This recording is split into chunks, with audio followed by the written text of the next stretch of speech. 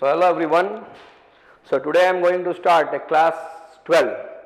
Last class I have seen sulfuric acid contact process. We have understood in the detail, and we have seen everything, that how the contact process is used, how the sulfuric acid is made, and you came to know that contact process actually is a process of formation of oleum, not an sulfuric acid.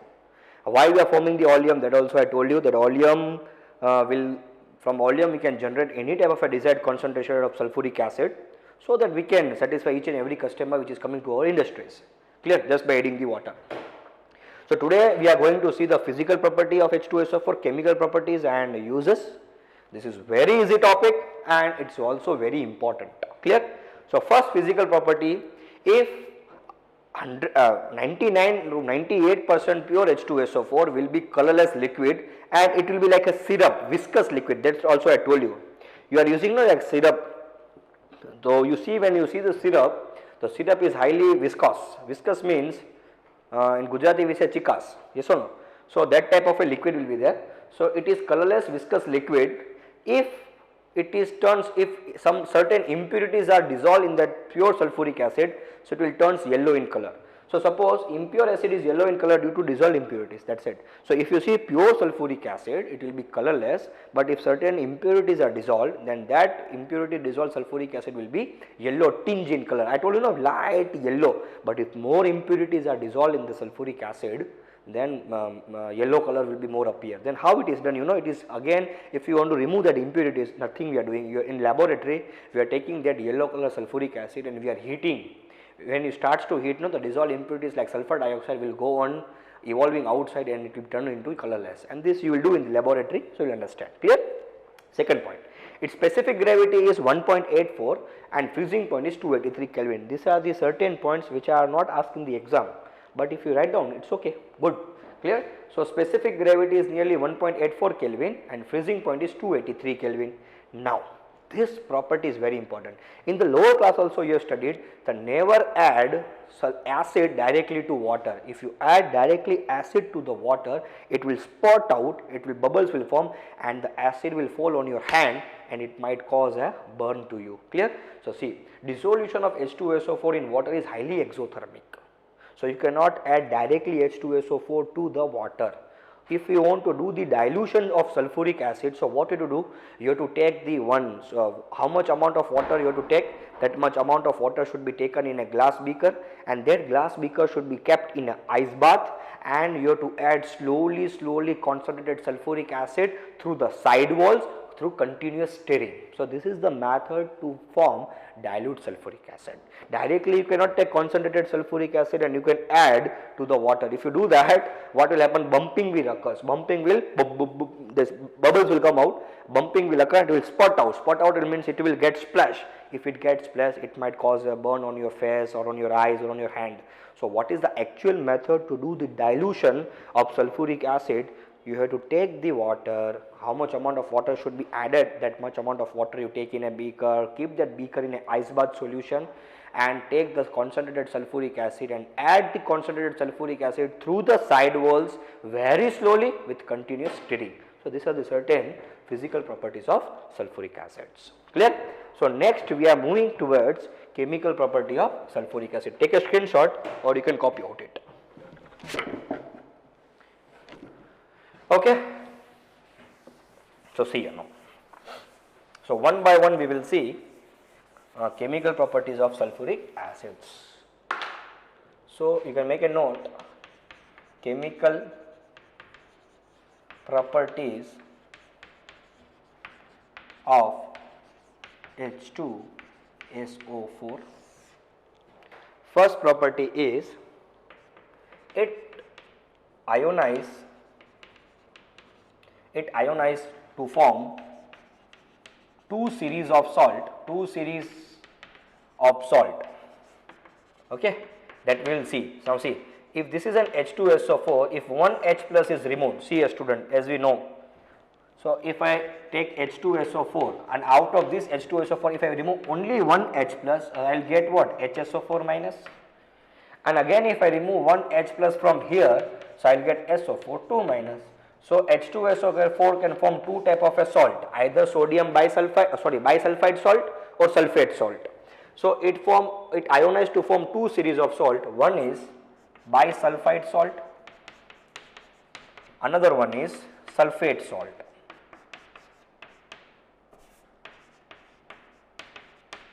Yes or no? So H2SO4 ionized to form two series of salt. One is bisulfide salt, another one is a sulfate salt. Yes or no? Clear? This reaction is fast and speedy. This reaction is fast. Okay. Sorry, 1 minute. Yes. This reaction is fast, but another reaction is a slow. So write down. It ionized to form two series of salt. It ionized to form two series of salt. Write down this. Write down this. Written. So in first salt is sodium. First series is bisulfate salt. Write down. First series is bisulfate, and another is sulfate. First series is bisulfate, and another is sulfate. First step is fast, and second step is comparatively low. First step is fast and second is comparatively low. First step is fast and second is comparatively low. Clear? Write down next. Write down next. It is used to prepare other acid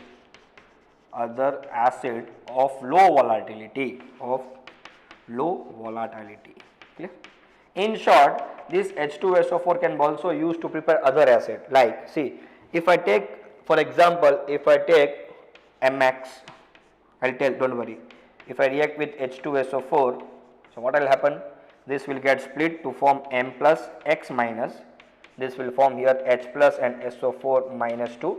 So M plus will react with SO4 minus 2 forms M2SO4 salt plus HX. This X can be fluorine, chlorine, bromine, nitrate, etc. Clear? So write down this X can be fluorine, chlorine, bromine, nitrate, etc. If I take sodium fluoride, so I will get here hydrofluoric acid. If I take sodium chloride, I will get hydrochloric acid. If I take sodium bromide, I will get hydrobromic acid. If I take sodium nitrate, I will get here nitric acid. So whether it is a hydrofluoric acid or hydrochloric acid or hydrobromic acid or nitric acid, these all acids are low volatile in nature. Clear? So write down this. Write down this. Written. Write down next. It acts as a dehydrating agent. Write down next. It acts as dehydrating agent. Yes or no? As we know, that sulfuric acid is used as a dehydrating agent, means it helps us to remove the number of water from certain compound. For example, if I take glucose or sucrose C12H22O11 and if I add H2SO4, so what will happen, this H2SO4 will burn all the water present in it 11 and convert into carbon, and this we have seen in the S block also. I guess we have seen somewhere, yes or no? So this way also, and this type of a carbon is a purest form of a carbon. Purest form of carbon. This also we have seen somewhere in 11th standard. Purest form of carbon. So in this way, carbon form, it is known as a purest form of a carbon, and sometimes when you go to the laboratory, you will see a black color carbon, yes or no, which is prepared from the sugar, which is used as adsorption. So that is a purest form of a carbon. So you can see here, in the presence of sulfuric acid, this glucose will relieve all the water molecules which is present in it. So it is act as a dehydrating agent because it will remove all the water molecules. In many substances it is used. For example, we have seen the chapter hydrogen. In hydrogen chapter we have seen the preparation of H2O2. So in that preparation of H2O2 we have seen purification of H2O2. So it is also helping in the purification of H2O2. See, the H2O2 which was prepared from the industry, it was nearly 10 to 20% concentrated. To increase the concentration from 10 to 20% to nearly 99%, we are using we are taking that H2O2 in a vacuum desiccator. In that vacuum desiccator we are filling H2SO4. So what will happen, that H2SO4 will absorb the maximum amount of water from the solution of H2O2 and will turn 50% H2O2 to nearly 90% H2O2. So that H2SO4 is used as a dehydrating agent. It will remove all the water molecules. So you can write down that H2O2 will act as a dehydrating agent. Clear this part? And this is also known as a chairing of sugar. Please remember, this process is known as a chairing. Some teachers are telling caring, but it's not caring, it's chairing of sugar. Clear? Okay. So next property we will write down. Next property written. It acts as an oxidizing agent. Why it is acting as an oxidizing agent? This also we will see. See, if you see H2SO4, 2 into H plus S plus 4 into O equal to 0. So 2 plus S minus 8. O is minus 2. I hope you know this. Equal to 0. So S minus 6 equal to 0. S will be equal to plus 6. So S oxidation number is 16, means 286. Yes or no? Now see, in H2S, S can maximum lost how many electrons? 6 electron. Understand this concept. This previously also I explained in the class. S has a maximum 6 electron in the outermost orbit and it has a capacity to lose 6 electron. Beyond that 6 electron, it cannot lost. Once sulfur has lost 6 electrons, so now it will have a capacity to gain the electron or to lose the electron. So once if sulfur lost all the electron, then it will have a strong tendency to gain the electron, means it will do reduction, means it will act as an oxidizing agent.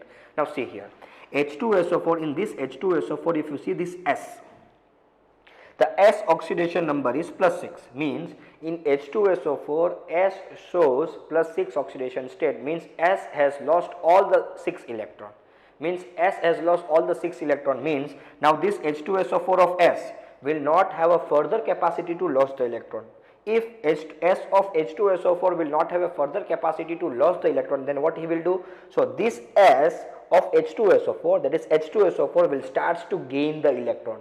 If he starts to gain the electron, means he will do reduction, and when he will do reduction, so this H2SO4 act as a oxidizing agent, and this H2SO4 is a strongly need of electron because all the electron has gone. So this H2SO4 needs a strongly electron, means it will do strongly reduction, means it is acting as a strong oxidizing agent. Clear? So write down here, written, take a screenshot, take it. Okay, so you can write down next point, it acts as a strong oxidizing agent. Write down, first write down, it acts as a strong oxidizing agent. Metal and non-metals are oxidized. Metals and non-metals are oxidized in the presence of H2SO4. Metals and non-metals are oxidized in the presence of H2SO4. Metals and non-metals are oxidized in the presence of H2SO4, and H2SO4 is reduced to SO2, and H2SO4 is reduced to SO2. See here, Cu plus H2SO4, so it will form what? CuSO4 plus H2O plus SO2. Clear? See this, Cu is 0 here, but Cu is plus 2 here. So 0 to plus 2, what will happen? Oxidation. If you see S oxidation number is plus 6, but here oxidation number is plus 4, as you know this, you are 12th standard. So plus 6 to plus 4, reduction. So see, this H2SO4 is undergoing reduction, it is acting as a oxidizing agent. Clear? If you take another example of non-metal, so non-metal example, if you take carbon, H2SO4, so it will generate CO2, it will generate H2O, it will generate SO2. Clear? So carbon is 0 here, but here carbon is plus 4. So see here, 0 to plus 4, what will happen? Oxidation. Here S is plus 6, but here S is plus 4. So S2 plus 4, what will happen? Reduction. So see here, H2SO4 undergoing reduction, it is also acting as an oxidizing agent. Now you see here H2SO4, here also H2SO4, but here copper, but here carbon. Copper is metal, carbon is a non-metal. Means in metal in the presence of H2SO4 also undergo oxidation, and non-metal also in the presence of H2SO4 undergo oxidation. Means H2SO4 will only do the reduction whether it is a metal or whether it is a non-metal, or I can say H2SO4 will act as a reducing oxidizing agent in the presence of metal as well as in the presence of non-metal. Right, this reaction. And one more reaction is there with sulfur. So sulfur plus H2SO4 will produce what? SO2 plus H2O, that's it. Clear? Done this? Okay.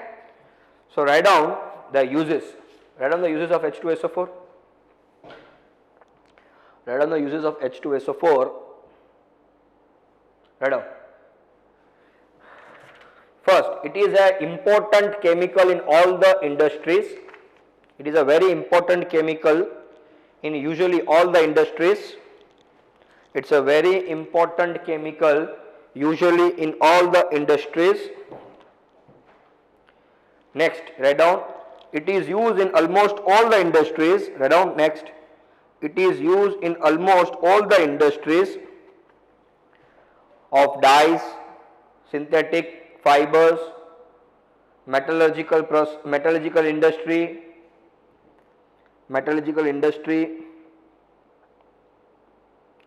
okay, clear? Next way around, it is used in a petroleum refinery industries. It is used in a petroleum refinery industries.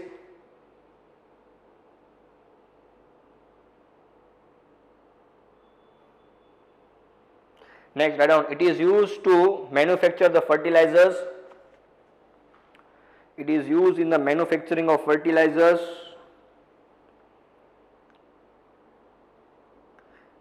Next, it is used as a laboratory reagent.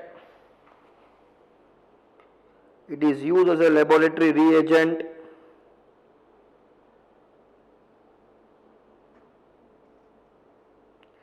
Write down next. Next you write down, it is used in detergent industries. Write down next, it is used in a pickling of metals. It is used in a pickling of metals. Now next, it is used in a lead storage battery. Remembering the electrochemistry. So write down, it is used in a lead storage batteries. Okay. So etc. So other you can remember from your textbook. So here your sulfuric acid is completely over, physical property, chemical property as well as the uses.